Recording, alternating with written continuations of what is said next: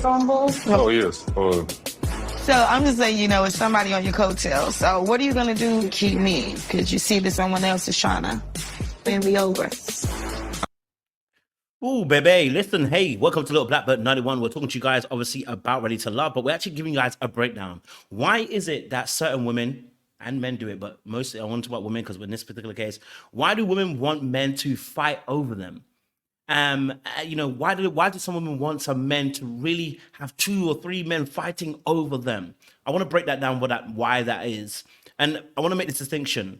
Having men compete for you is not having men fight for you. The two are completely different. Having someone compete for you isn't somebody fighting for you. In a lot of cases, people choose a fight over competing. And I'm going to break that down, what that actually means when I say the difference between someone fighting over you and someone competing over you. They sound very similar, but they are very, very different. And you'll hear it when I break it down.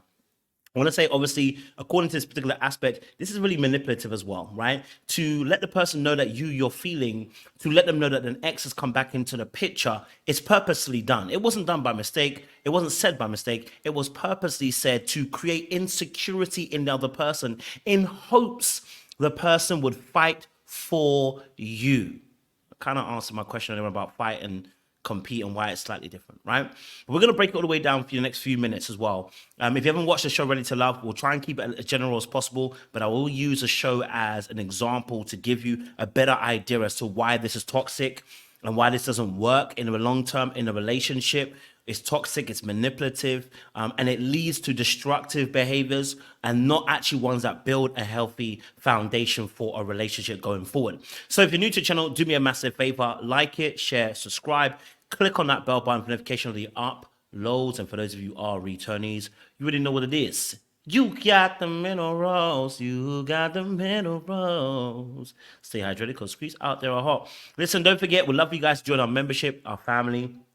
It's £1, it's $1. Love for you guys to join as well. We have lives, members only lives as well. And also, if you don't know, we have a Patreon and Discord. So join that as well. Get involved with that. There's a link down below. And also, we have merchandise. So I know you guys love the merch. Get involved with that. Let's get into this thing. You just watched a clip of her saying, hey, I got an ex that's just come and crept back into the picture. What you gonna do about it? And the brother looks like he's thinking about it as he looks down, right? And the issue with this situation is she asked him, what you gonna do about it? Almost as if I need you to respond to the fact that my ex is creeping back up. Well, and he gave her an answer, I'm gonna be me. Because that's the only answer I can actually do. And it shows more of his healthiness that he answered in that way. He didn't answer to what? To fight the other person. Because the difference between fighting over and competing is that the people who are competing don't focus on each other. They focus on you. When you want people to fight over you, they're actually not focused on you. They're focused on beating each other. And that's why they want you. Because they want to beat the other person to show them that they can beat the other person. It's more about their ego and them beating them than actually about you. When they're competing for you, you are the prize. And they're not trying to fight each other. They're trying to make sure they're the best party for you. And what Ashley did is she tried to make both of these boys fight instead of actually compete for her. What she should have said is actually, you know what, this is what I'm looking for. This is what I'm looking for in a job specification and role. Apply for the role. And we look at your CV and we go, okay, great. You're the right person for the job. We interview you and the right person for the job. Now, what they don't do is put you literally in the line of fire. I mean, there are some group, interviews and stuff like that, but they don't put you in the line of fire and go, you know what? This is you. You're basically fighting against that person. When you are looking for that, you have oftentimes what we call a more sales or sometimes even toxic arena in business. Same thing in relationships. When you pit two people together, what's going to happen is they're going to focus on each other and beating each other and outdoing each other. And there's a bigger, greater risk of there being about winning against the opponent than actually really trying to get to know you, loving you, caring about you, and being emotionally intelligent and emotionally present for you long term. Because somebody who wins a competition doesn't mean they're emotionally they're the right partner for you, right? Because you see, that kind of mindset is very medieval, almost in a sense, where you were thinking about surviving, and the best way to survive was to go with the strongest man possible. All right. full focus on the relationship you are building with that particular person. So let's break down some more of this. I'm going to watch a little bit more of the clip and then we'll talk a little bit more. I believe Ashley is bringing this up just to be honest with me. It could be she's trying to invoke some kind of jealousy or some kind of emotion out of me, but... So obviously he's actually clocked. He knows. He knows. He being smart about it, but he recognizes that, you know, what she said there didn't need to be said, and what she's trying to evoke. He's actually thinking and reasoning, what's behind you actually telling me that there's another guy coming back suddenly in the picture? If there's another guy come back in the picture, let him come back in the picture. Why do I need to know that? Because she's trying to induce you into fight mode, and that puts you in survival mode. And when you're in survival mode, oftentimes you are trying to operate from a place of fear and scarcity, not from a place of abundance. And when you're in that space of scarcity and not in abundance, you tend to work with fear, control, and that leads to destructive behaviors. We'll get there in a second. Men should always compete for you, not fight for you. Compete in the sense of they should be looking to see how best they can fit your life. Fantastic. If you have specific things that you want from a man, he should be competing to try and be that person, not necessarily like mold himself, but he should be competing to make sure he's the right person for the job, right? When you go through a relationship, what you're ended up trying to do is you're trying to really figure out whether this person's the right person, they have the right qualities to do life with. That's fine, because you are the prize at the end of the day, and vice versa, men and women the same way, right? Don't get too caught up in who's a prize, okay? The way it stays competitive and doesn't get into a fight is that she doesn't need to tell him. If she doesn't tell him, he's always going to remain competitive, not in fight mode, right?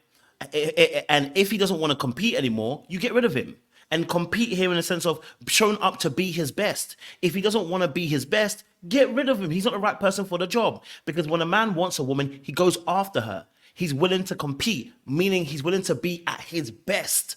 He's willing to put his best foot forward to show you, hey, this is who I am, this is what I bring to the table, and I want you, right? The moment he hears about another guy, first of all, some guys don't do very well with competition, so they start already, reducing themselves, smalling up themselves, and, start feeling insecure. When they know about another guy, like she let him know, in some aspects, what can happen is his mindset starts to go on to, well, I wonder if the other guy's making her feel this way. Oh, now she's doing it. Oh, now I see why she's doing this. Now I know why she's not answering my calls. His mind then becomes enveloped with the other person, not you.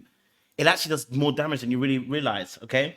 Why do I feel like Ash wants to have men fighting over her? Really, it's a toxic mindset, and this comes oftentimes through a misinterpretation of compete versus fight. Oftentimes, the misinterpretation comes because the person has self-esteem issues, self-worth issues, and they are looking to be in a place where they're desired and wanted, and they misinterpret the idea of competing and fighting, right? Number two, they get a kick from watching people fight over them. They get an ego kick from them fighting over them. And so having Don and Kirsten fight over her, it makes her feel good because these are two guys who are going at it for her affections. Or are they? That's the question. The next thing is, obviously, I already said it, she wants to be desired. People do this, people actually do this a lot because they're unhealed. And so when you see things through a broken lens, you see certain behaviors as okay and comfortable. And because of that, it leads to manipulation, which creates insecurity and instability in your relationship. By putting a man in a fight mode, it puts him in that unsecure position, which means he's operating from a place of fear, not love. And in love, in perfect love, there's no fear, right? In love, there's no fear. And this is a false ideology that often leads to control in the relationship from either party. And sometimes you feel like you're in control, and someone like Ashley might feel like she's more in control in this relationship because she knows the two people are competing for her. They're fighting for her. So she can see it as, I'm in control of these two. And really and truly, all you're doing is creating more carnage in your relationships. Why is it manipulative? As I said before, because it creates instability and insecurity, and it makes a person focus on the wrong things, not you, on the other party. And also because the information isn't needed. It's volunteered. He didn't ask you about the other dude. You told it unnecessarily to create a certain effect and atmosphere. And one of the things that they're looking for in manipulation is to make you care about the person. Sometimes people break up with people and expect the person to fight for them. Didn't she do it with Kirsten? She did the exact same thing. She broke it. Oh, Kirsten, you got to go. And she was like, oh, why didn't you fight for me? Because what she's hoping for is if I let you go, if I tell you about another guy, what's going to happen is you're going to bring your best to the table. What she doesn't realize is that ain't going to bring the best out of a lot of men. That's going to make them go, why do I need to be here then? If you're not going to have your best for me, if you're not going to see me as number one option, why am I going to put myself in a place where I'm going to be fighting? Because I want to be number one when you have me as number two. Where's the reciprocity there? Right? It works for a certain type of ego, and that certain type of ego usually isn't a positive one. Okay? And in reality, when you're asking men when you're asking for men to fight over you rather than compete, and even in competing, there's this aspect of she wants one of them, not both of them. There is one that she wants to win. So even when you win, the game is rigged because she really doesn't want you. Actually, you become a quintessential character in the story of the hero. She has out of the two guys, she has one of them that she really, really likes, right? If you're the person that she doesn't really like as much, you are now the paperweight. You are now essential to the story because you play the villain role. And what you do is you make the hero look even better, right? You're a supporting act. You're supposed to make the hero look even better by being there. So when you when you fight over her with the other dude, when he wins, you are part of the story that makes him look even better.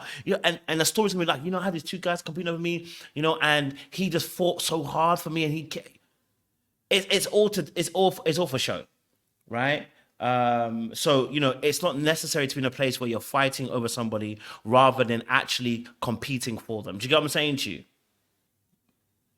Ain't no point, right? So yeah, I'm going to leave it there. I think these two, quintessentially, she wants Kirsten more than she wants this guy Don.